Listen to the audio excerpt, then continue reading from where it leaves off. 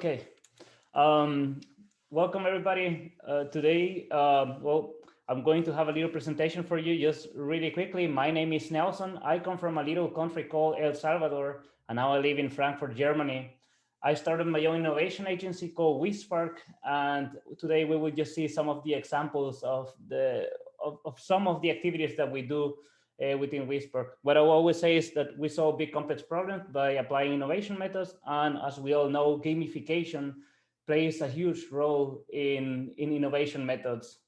So today I have a little presentation about the principles of gamification, and you will also get some of my favorite games. To be honest, there will be 6 of them. So let's get started. Why, why does this presentation exist? I had 3 reasons why. The first one is I was working in a big project, in like a 65 plus million project, and the engagement was going down. In this project, there were a lot of external consultants as well, and they were asked to help higher the engagement. And the first thing that they thought about is gamification. So you can imagine, I got extremely excited, right? Like, okay, yeah, gamification in this project that was quite, like, to say not as interesting as it should have been. So I just genuinely got excited, and that excitement, it didn't last for long. As soon as the consultant group came back with the ideal gamification strategy, it was totally disillusional. I was just extremely sad because what they said is, hey, okay, what we're going to do is we're going to have a leaderboard showing how how much every person works, and the person who works the most, they score higher points, and then they will be higher on the leaderboard. And I was just totally shocked. I mean, how can you come up with this idea, especially when totally abusing of the word gamification per se? So that was one of the first examples when I said, okay, maybe people really should learn what gamification is.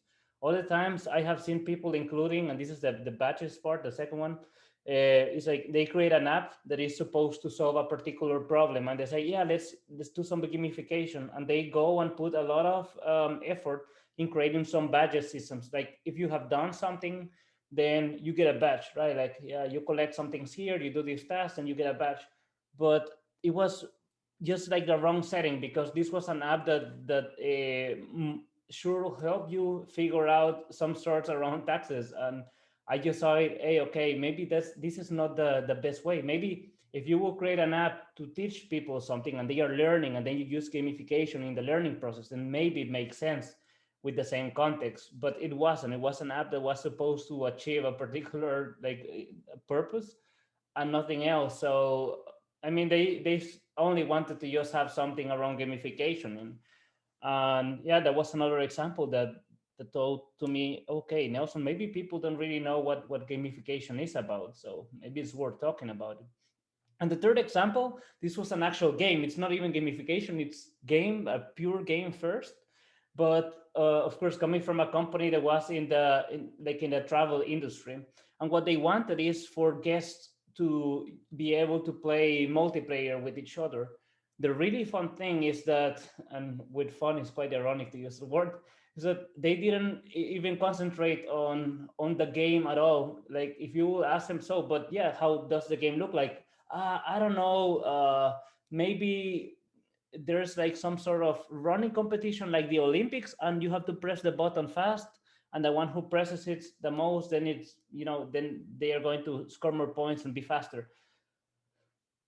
And when it's about the game, I felt that people were forgetting about the elements of what makes a game and what makes gamification actually worth pursuing. So today we will start looking into my 6 favorite games. They will change, like 2 are very similar, and then the other ones will be different. And we will be counting the elements that we can see inside of the games. And I see that we have even like totally experts in the session. So I would very much like to hear at the very end, like, what do you think? We can have maybe a little conversation.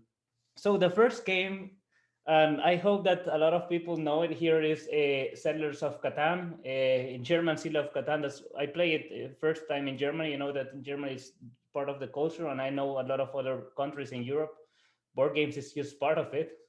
And this game, if you don't know it, on the right, you usually get some sort of map. By the way, this is like the basic version of the game. You have a map with different resources, mountains, forests, farming land, and you have to collect different supplies and resources. And once you're collecting them, you can start building like little towns and cities, and then you create some like trade routes between them so that you can kind of like expand and create your own economy. But the game also mixes some luck. On the picture, you can see there are some numbers. These numbers, you have to throw a pair of dice, and depending on the number that the dice show at the very end of the results, the people who are in the numbers marked by these little, like, let's call it like plastic coins, or actually carton coins, then you get those resources. So you will imagine a number 3 is less likely to appear to come out as a number 8. But let's understand why, like, how popular this game can be. So on the top left, you can see from people that went all the way and say like, okay, I like my game to just look better. So online you can even buy 3D file format so that you can 3D print and then paint your own 3D game board. Then you see on the right, on the top right, that there are people that went all the way and they just wanted to play it in big or even bigger with the one with the US map on the top left. There's like a big conference just around this game, and these people, I don't even know how I will be managed to move this game around like that. You need a big truck, I guess. And then on the top right, the picture was actually way bigger, but you will see how hundreds of people will gather because they really enjoy this game. So let's try to understand what makes this game interesting. And this is how we will go. It's the same structure in every single one of the games. Is the first big thing is that this game is around building. So building is what happens is that when we start building, we feel that whatever we have created is on our own, even if it's something really limited, that you can only basically build these ways between towns, the towns themselves, and cities. It's still one of the coolest parts of the game, because everybody wants to just like kind of have the biggest like towns and a city as fast as possible, so that you can get some like score some points and at the end win the game, right? But one of the things that makes this game extremely appealing to a lot of people is that it is based on social interaction. So between turns, you always have the chance to trade with others, and you kind of try to persuade the others and talk to way in, try to negotiate something. And the social interactions is what makes this game in particular extremely fun. So then, at least it's really common that when you see any board game in boxes, you will always know how strategic and how much luck, like how much strategy and how much luck is involved. This game has a really good balance between the two. You have some sort of lucks. I mean, you're throwing dice, plus you have these numbers that are randomly assigned. Well, not totally randomly, but structurally randomized, attached to the board. Like there's a way to do it. And the really cool thing about when you have luck and surprises is that when you get lucky, you have these short moments of satisfaction that keep you going and make you feel good about your decisions, even if sometimes it's not always entirely your decision that something happened, right? Like you're not the one throwing the dice, maybe somebody else threw the dice for you, but you still celebrate because you got your resources. Then it has this sense of strategic feeling that you have to really have an elaborated plan of what you're gonna do. Other people like to play it more simply. Other ones, like the players that really get into it, they like to have a strategy and know how they're going to deal with other players. Let's call it like building plans and how to score points as fast as possible. Then you have a collect. That is indeed you're collecting cards with points and cards to use as some sort of boosts or accelerators to help you go on the way. And you're collecting resources. And in this game, like the second most satisfying thing after building your next town or city or road is actually getting the resources that you expect. So this feeling of not knowing when you're going to collect is something that keeps you going. And at the end, this is something that you will see very common. There is a goal, and there's a clear goal. Everybody has to score 10 points. So why do I include this is because in business, this is something that we also have. We always have a particular goal, a particular purpose. So at the very end, we will show how these two things connect, because we're coming from the fun part and then going into the businessy. And of course, because it's well, okay, it's been a hard year with the pandemic. This is a game that totally works online. Like it can be digital, and you can play with friends over several platforms, from computer to phones. Now the next time, one of my favorite ones. This one is called Carcassonne, and it's a game where you have to build castles and rows, and you are putting some people on top to collect points. This picture is beautiful, but this is actually not how the game works when you're playing, because you get your little farmers and warriors back once you collect a castle or once you close a road. This game is extremely popular. You will see, like, they also have this jumbo version of the game that people love, and then you will see how some people will just come and combine all their games to just create extremely large maps that I can only dream of playing with people that have this many tiles to collect. And in the game, you're always getting like a particular tile, and then you need to position it. And after you position it, you get to take a decision: where do you place, if you place a farmer or not, if you're going to reserve a road or a castle. And you can imagine that there are many different variables around it, but it's just a really fun game. And again, maybe we have a building. I will say in this case, building is even more on the focus than the first one. And these are the two games that are similar, you will see. Indeed, you have social interactions, not as strong as the other one, where you have to do negotiations. But here in this game, depending on where you place your castles and roads and the fields, you can even get you can even like share points with others. So at some point, you can make some strategic alliances, but still have to check that at the end there's only one winner, right? Indeed, it's also based on local surprises. You're always picking the next tile, and you don't know which one you're gonna get. So it's a huge satisfaction to get the one that you actually wanted or needed. And then there's a leaderboard. Everybody can clearly see how many points everyone has scored at any moment. So yeah, for the people that did the first example of the no goes that I explained, okay, wow, okay, this game has a leaderboard. Leaderboards must be gamification, right? Okay, well, not. And then of course there's a goal, a really clear goal. You have to score points by building castles, placing farmers on fields, and also closing roads. There's also like more elements. And of course, in this digital era, you can also play this game with people from far away. It totally works remotely. So this is like an example of the digital version of the game. Now this is a really fun game. This one is called Exploding Kittens.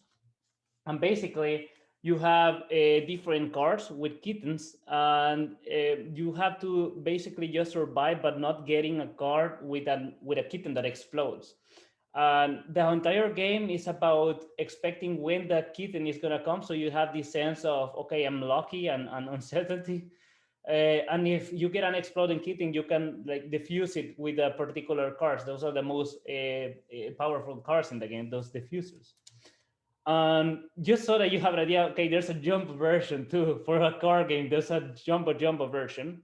And if you can see on Kickstarter, this game not only was backed by over 219,000 people, but they managed to get over 8,700,000 US dollars. So they didn't have the game totally like in the box yet. They have it designed, and they told everybody, hey, look, this is how the game is going to be, but we need your help because we need to create enough games, so that there is a rentable business model. And oh my God, did the people really support it? And well, this company is continuing producing games, as you might know, after this huge success. But if that doesn't tell you like the engagement that they managed to get with this game, even before it was on people's hands, then I don't know what how to transmit this to you. But first thing is, this is a fun setting. Like the game is all fun. You see like a taco cat, like a rainbow laughing cat. Then you have the hairy potato cat, a watermelon cat. Catermelon even. And like even from how it comes in the box to the moment that you open the box, and then you hear that it has even some music. It's just a totally fun setting, which here you can see in the little numbers is how many times it has shown up. So fun setting is the first time. It's before we had like medieval. Now we have something that is all about fun. Then this game is you will say like similar to Uno, right? You can just choose to support or destroy your other friends while you're playing. So it's all around social interactions. It's about lying, about making some like strategic partnerships, temporary partnerships, because only one person can win at the game. And maybe the luck and surprise are in this game just like taken to the fullest, because you know that you can stop playing in a single moment if something happens, like if you get the exploding kitten. So the longer the game goes, the less cards you have. So you know that your in-game death is even more. It's just going to happen. Okay. Of course, you have to collect. In these games, you collect cards, try to make pairs and trios of cards, which is again present. And there's a clear goal. It's okay, you don't die. And if you get an exploding kitten, you have to defuse it. Again, remote. This game can be played digitally. So even if during Corona times you couldn't sit together with your friends, you can still get an app or the computer version, and then you just can play with others. Here you can see like on the left side there is this like chance of getting an exploding kitten. So the less cards there are in the game, the more probable it is that you get an exploding kitten. Now I'm going to change a little bit, and let's check something totally different. This is I'm going to show in a single slide. It's a series of game called The Legend of Zelda from Nintendo. They are extremely successful. I don't know how to say. They have millions of fans around the world, and every time there's a new game, they sell a lot of consoles because everybody wants to get their hands on these games. They used to look like that, like the picture on the top left. This is how I started playing it. They used to look like this on the bottom. And what makes this game that, by the way, is the first kind of solo experience here. This one doesn't include social interaction at all. What managed to get this game going is that it's totally story driven. So there is a story that people like to unfold. It has a lot of puzzle solving. I mean, we know that there are a lot of games that are just around puzzle solving, but they really manage to include puzzle solving in some sort of tempos where you have to solve some little challenges. Then you have this explorative feeling that you're just kind of discovering a new world.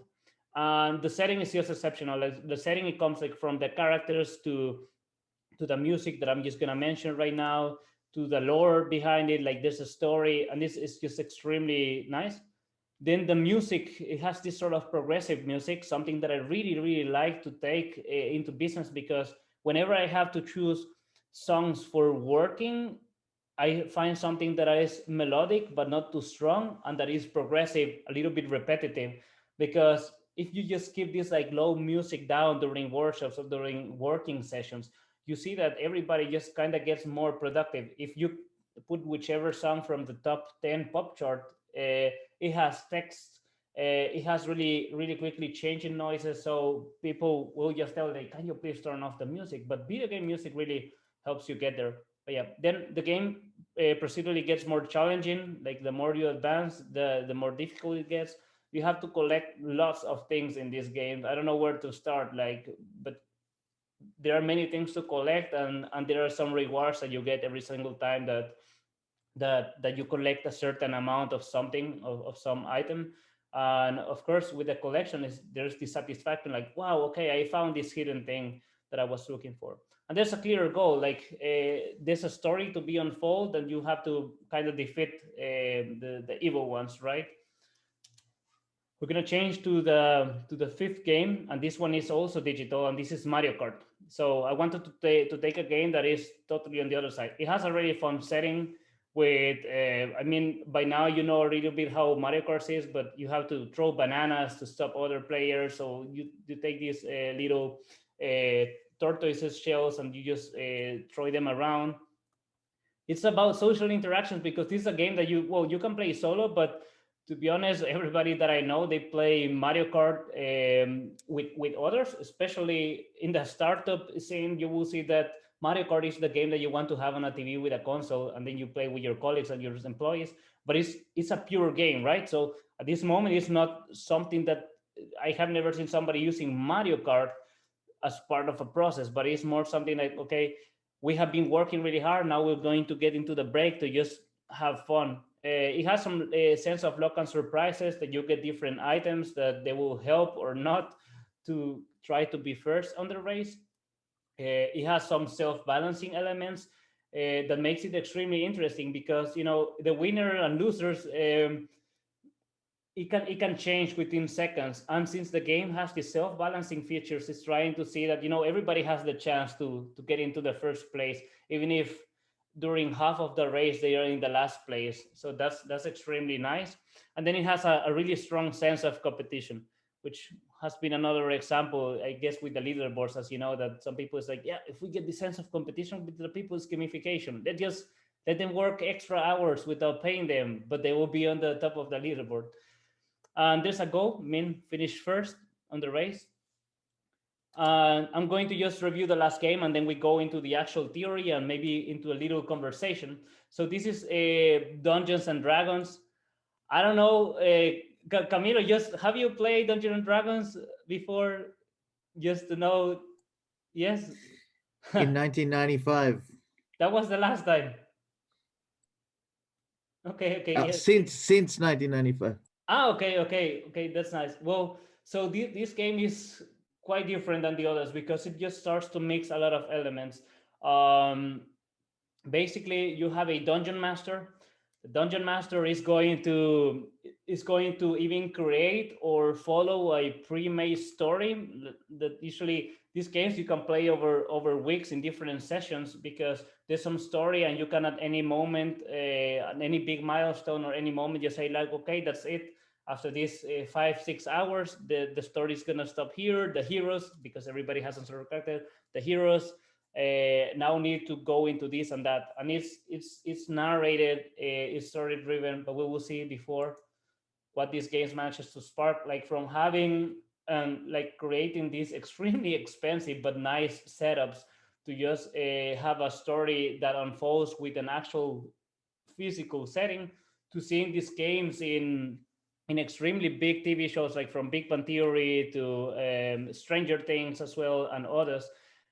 This is a game that is still quite there, and that every time is bringing more and more players in.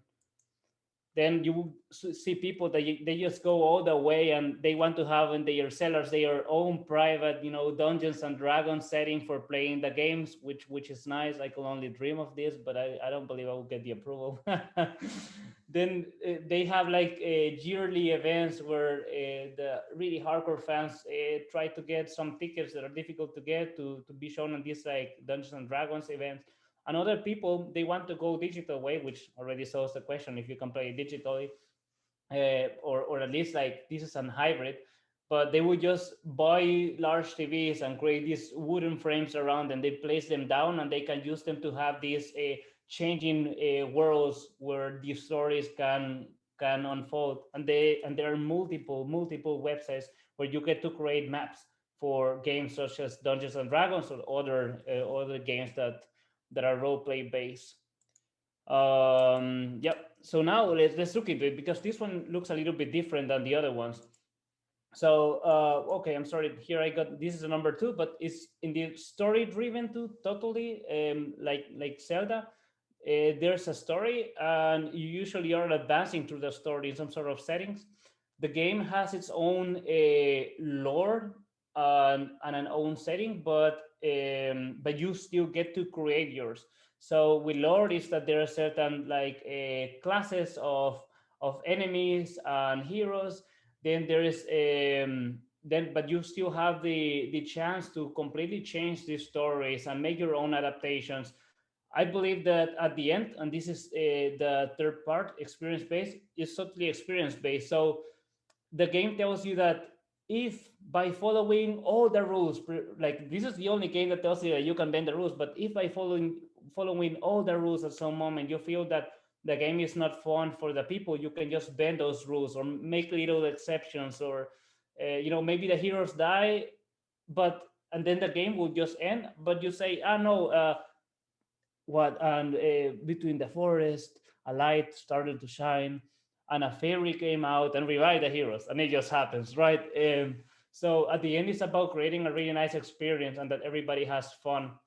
So it takes luck and surprises to the next level. I say that because you don't play with your usual dices. Like Camilo was showing before, like he has several dices. Here you can see that there are different dices. There's dice with 20 numbers. Usually people only have six. There are dices that have only percentages between like 0 and 100%, so as to say. And you can see that these dices, people just like love the dices. Yeah, they get, yeah. Yeah, there you see, that's like a 20 roll.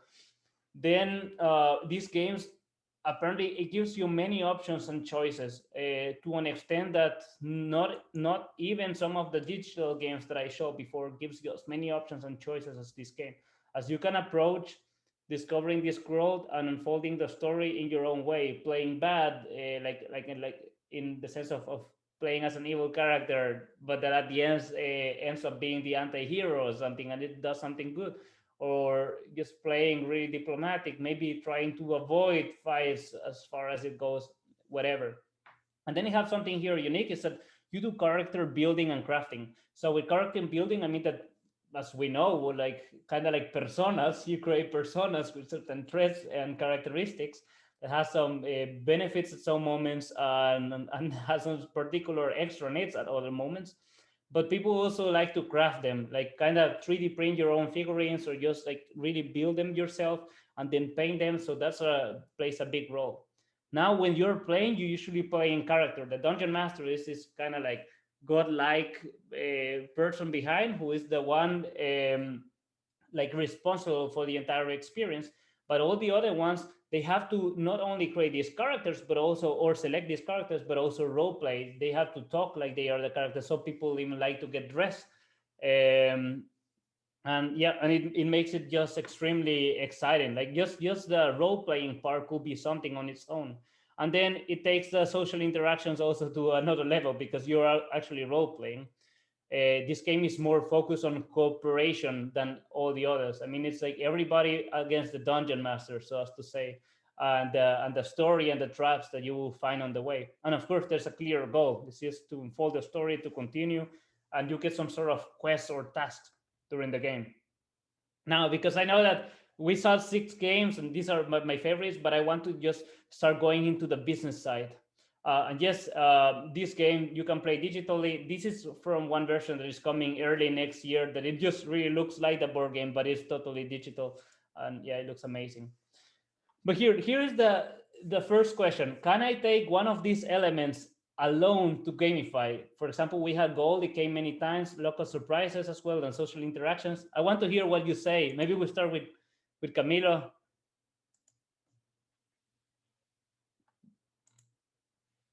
Yeah, like, do you think you can just take one of these elements from gamification, like just having a goal or just throwing a dice, and then is it gamifying already? What would your argument, Camilo? I don't think so. No.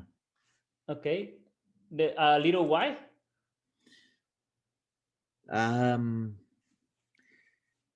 Oh well, it's a very difficult question. I think. All I think right. it has to do with the meaning. Meaning. It has to do Uh-huh. with the meaning of the use, how the elements are used, what the purpose of the elements are used, and then how that will help.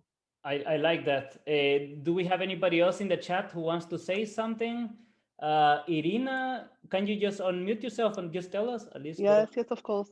Yes, I please. was I was thinking about you have actually games that you can play alone, right? So Hmm. social interactions maybe are not needed, but they are very, very useful. Hmm. But I would say that if you don't have a goal, it's also strange. So you should have that. And luck and surprises, it's actually what makes a game interesting. Because Hmm. without that, well, I don't know. I'm also a board gamer, so so I'm thinking about my own experience in reality. Okay, thank you, Irina. But is that a virtual background or is it like a real setting? It looks really nice where you are. No, it's a I've been in this place. It's when I made mobility in the Netherlands. That's in the International School of Avance in Breda. But I love it much that I took some photographs and now it looks like I'm in a fancy Okay, place, yeah, but but I'm at home. it So looks yeah, like you're there. Even like the light is coming from the window, so yeah, it it's looks it's real. it's very good. And even when it's really dark, it's funny because if Yeah, I don't have too much light, it doesn't really no, but alter too much. it So looks good. yeah, Thank you, thank you. Rina. And Hans, can we hear you too? What would you say? Hans wrote, he wrote, surely not just one. Or anybody also wants to say something? That's the time. Okay, we move on. So, sorry, too much noise at the moment. Don't worry, Hans. All good. This Camilo says that Irene is cosplaying that she's in the building. Okay, so here's the fun thing is that you can take just like goal or just luck and surprises, and it can still not be a game, but it depends on the setup. So the answer is yes and no, because we could take something separate, such as role play, as a single element, and role play can be like, and I say can be just by itself a gamification element that really brings gamification into a process. I mean, even with the spin, and some of the people that I know that some people have just taken one of these elements like role play and create an innovation method out of it that works and engages and that serves the purpose of reducing communication gaps and finding out problems. So I will say that the yes and no is if you only take one and it doesn't quite match, and yes is it will be not with one, but when you start mixing them. And the very element that I feel that people forget is this one, and it's just fun. Gamification is about including fun in some way. It can be an element that is not present here, but if it's no fun, then there's no gamification. If it's just a leaderboard to make you work more, what's the point of it? I mean, so at this point with fun, I want to show you like the two principal ways in which you can kind of bring games or gamification into it. And I kind of spoiled it because the first one is you have to understand the purpose of what you're trying to do and include gamification only when it adds value. I am telling you at some moments, just because it's game and it's fun, it doesn't mean that it quite fits in every single app or it fits in any single process or in any single, I don't know, like strategic frame. Often, and this is the second, because I'm not saying like, yeah, just don't do it. Often utilizing actual games, just like pure games, not game elements, actual games in between work or in between a process can make more sense. So I just want to show you some of the examples that I like, and you will see that they always fit in these two categories, even if elements from games or really bringing gamification into business, or it's in just bringing games into the business. So this one is from a Game Learn. This company is extremely successful. Basically, what they saw, they said is okay. People need to continue learning. Maybe the topics that are not the most interesting, that you will take a book and just like go around every single page, like for example, leadership, and they will just take this subject and they create a game around it that teaches you leadership. Or even better, they let of course with some consulting, the people that hire them create their own stories and their own examples and basically create their own game. So what happens is that usually when you have some sort of online trainings where you just have questions and text, the completion rates, at least the ones that they say, they are around 25%. But they promise that when you have a game like, I think that the completion rate of the test actually goes way up to 95, 95, 94%, which is extremely higher. So you have this really engagement. Applicability rate is saying that they can, when it comes in the context of learning, apply to a lot of things. And then the recommendation rate is like how many people that have done it will recommend it forward because they make it. Nelson Rose and National 20. Thanks, Camilo. So you see, in this case, it's not gamifying something perfect, but making a game out of something. And you will see that learning is always one of these examples where a gamification or having an actual game that pursues learning as a goal makes sense. Then the next one is any sort of icebreakers and warm-ups. You see, you don't when you have to, let's say that you have an entire full workshop session online or on site, you still bring these little warm-ups and icebreaker activities at some moments. They are not during the entire process, because it wouldn't make sense to, I don't know, be blindfolded jumping while trying to create a concept, right? So you're bringing pure games, as I was saying before, and then you just have these little breaks in between of 5 or 10 minutes of utilizing a game for a specific purpose. Good examples are just to bring some engaging, or just people already on board after lunch. Or another purpose, one that I really like, I will take a game that gets everybody happy and at the same time splits people into groups. So I don't have to just go and say like 1, 2, 3, 4, 1, 2, 3, 4. Then they are just playing a game, and the purpose was, okay, get everybody like quite engaged and happy and split them into groups. So you see, they just achieve particular purposes. And if at any time you just want to ask me for any icebreaker or warm-ups, I have like a favorite list and basically a warm-up for everything. And if there's not, then we can just like kind of talk and create one together within some minutes. um, then this one is kind of like this is a gamification example of the process, and this is from a really good friend of mine, Wafa, that I also got to meet through ISPIM and Tacit. And the really cool thing is that this game serves the purpose of creating a strategy, like a business model and a strategy for a new company or an existing one. And there are some clear rules. Like the goal is, of course, totally businessy. But what she created is she brought all these elements of games. Like you have a like different paths of like building. Then you see that at some point there are some cards that you cannot see here, but they will just come out with specific challenges. So you kind of bring these luck and surprises into game, and this sense of, hey, okay, I want to conquer this challenge.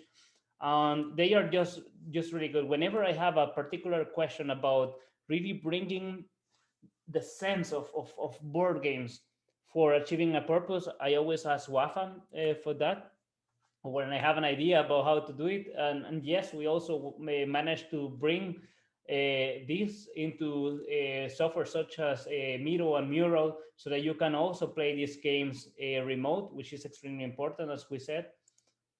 Now, this is one example of mine. So here, this is a game. Like we see the leaderboard that wasn't intended, but this is an actual game inside of virtual reality. And the game is a game, but you can still use it in other contexts. For example, back like around 2.5 years ago, I was doing the first visualization workshops inside of virtual reality. Allegedly, it could still be that I'm the first one in the world to do it. I don't know. Somebody else has to come and claim the title until then. But yeah, I was just gathering a lot of people and showing them how to draw with the basic competence of Bicablo or Usmo or other ones. I was just basically just teaching this for free, and people really love them, because the skills, your skills of how you draw in real life when you're drawing in a virtual whiteboard, they totally transfer. And the same way it goes back. So we would just like take a game that is out there, but utilize it for something that can be businessy if you want or not.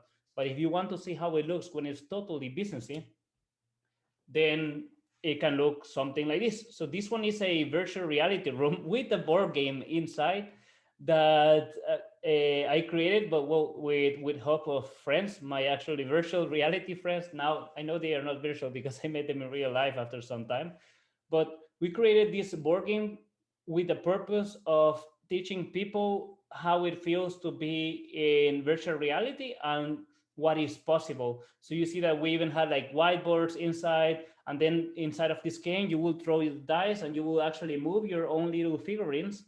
And whenever you stop, you will get a different activity like basketball, using a bow and an arrow, you kind of shoot them, or you can see on the right side, or a painting activity. And it's really nice because I mean, it was a game, but when we just created like a normal room with a game within a game, but at the end the purpose was a business purpose, because the really general purpose, apart from understanding the possibilities as VR, is to start winning some people. And for this particular presentation, what you don't see here in this picture is that there were actually 200 people from the highest levels of Lufthansa watching this in real life on a really big screen. Like we were in some sort of like little half stadium, just to say, where we showed that. And yeah, so it's, it's a way of the mix of the two things, of a pure game and just gamification elements combined together and doing something for business. So at this point, I just want to say thanks a lot to ISPIM for inviting me today. I hope that this was interesting. And from now on, I just maybe I will stop sharing my screen and we can just go into some sort of conversations, because I hope that I can also learn a little bit from all of you. And thank you, Anna. You're still here for inviting me. But super. So I'm gonna stop sharing and maybe we go into the different screens. So what do you think about it? I'm going to start with the expert, Camilo.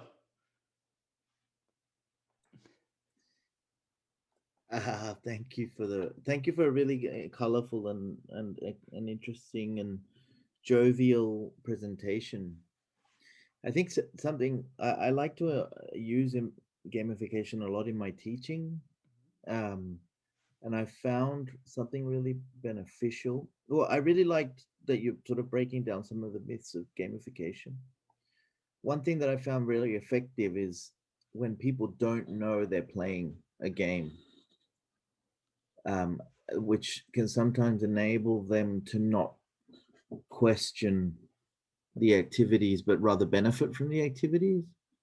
Yeah, I totally So, see it.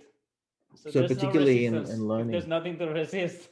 yeah, and I think that happens a lot in education when you're trying to teach someone to use a particular tool or framework or read a paper or do something that might not be directly apparent as to its benefits. Then I think that's where gamification, when used appropriately, can really help people to overcome those barriers.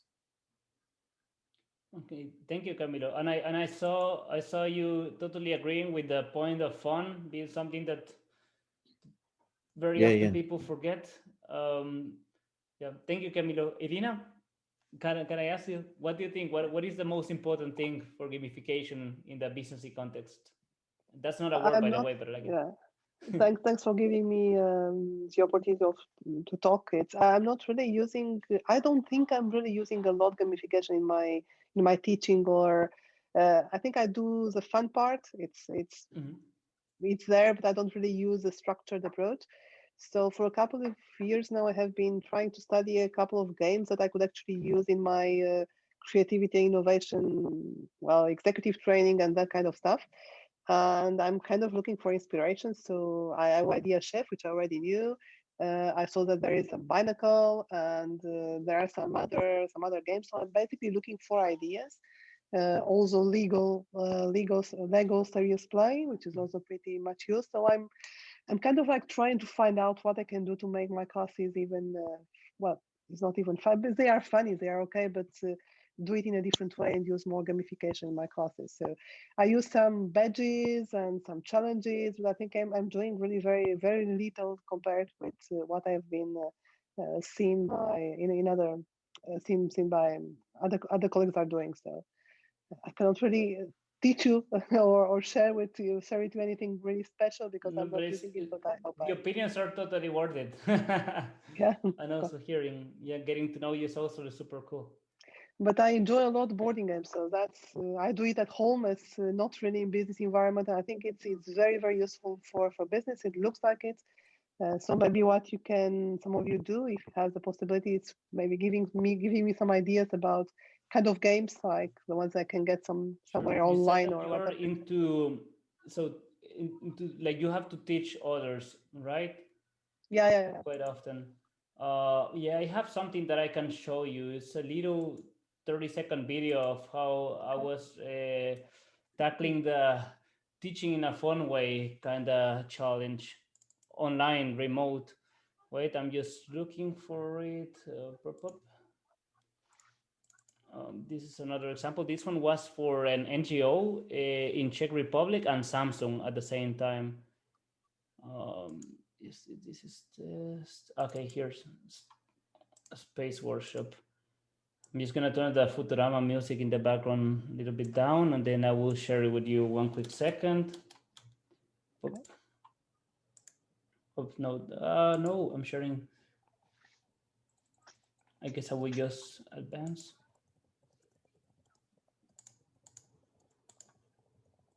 I'm just trying to share my screen, but it's not showing the video.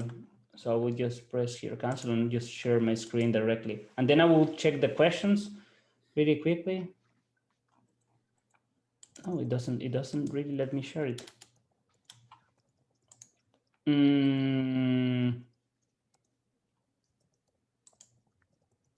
Okay, yeah, I have no way of selecting here. I can only share folders or PowerPoint presentations. Oh, but I can just show it in Mural because this is what happened. Yeah, but it's actually quite fun.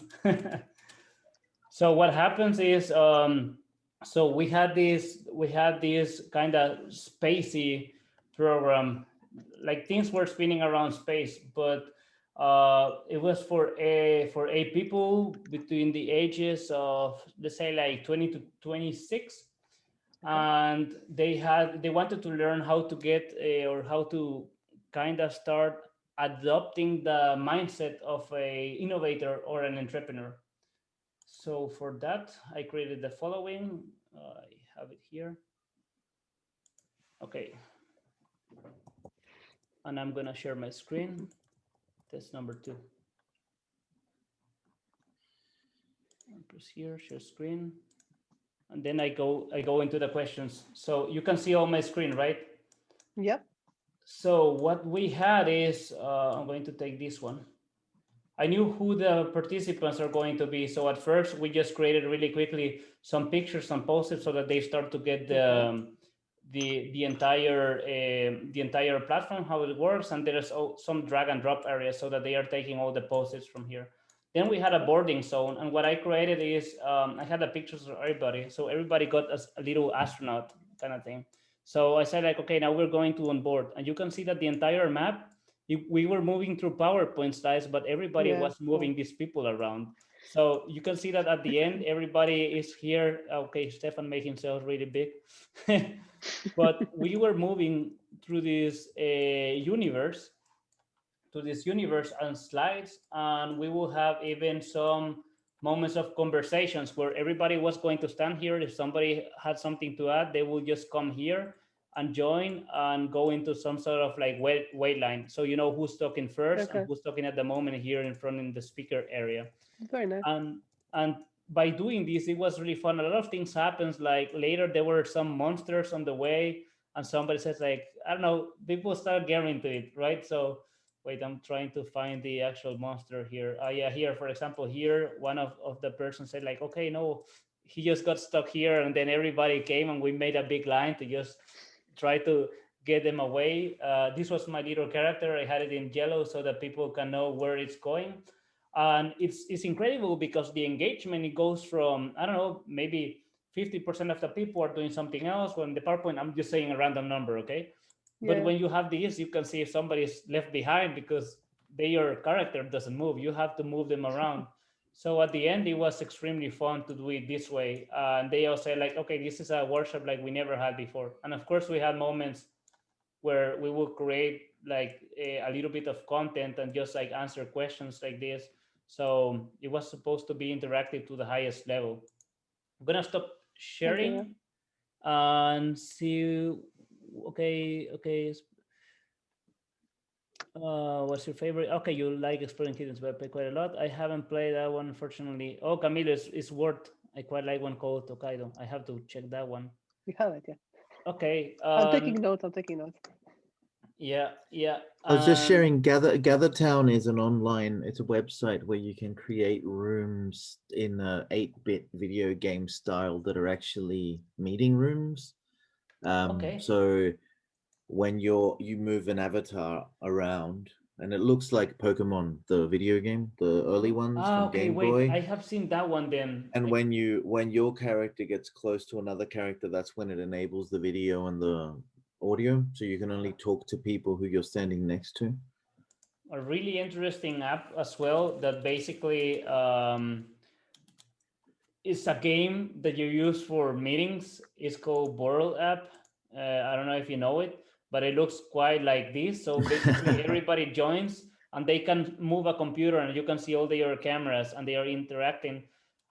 This is Cool. not where I will go to work, but let's say that if you're working on a team and now you just want to talk about something personal or just get to meet each other, maybe have a lunch or coffee session together, then this is the place where I will take them. It's for free for up to 12 people Okay. at once, which is nice. And you can kind of have this like cartoony pirate island. Yeah, it's just fun. It's one of these things that I have tried, but you need to know when to use it.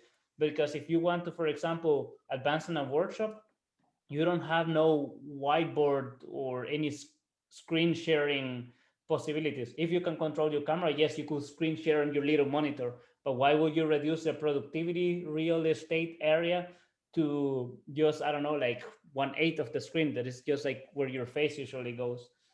So it's just, it's just always interesting. As the same with what I wanted to tell a little bit before is that so you always will come across people that want to bring gamification, but it's more like as a checklist kind of thing, like, okay, yeah, this has Mm. to have gamification. And this is a moment where you have to recognize, okay, does it actually make sense here? Does it add value or not? With the example, what you said, I believe that learning, this is for Irina, learning is one of the, let's say, kind of like in industries where gamification can make a lot of sense. I have seen it from programming to teaching math or astronomy, all gamified. An extremely, extremely good platform for that is called brilliant.org.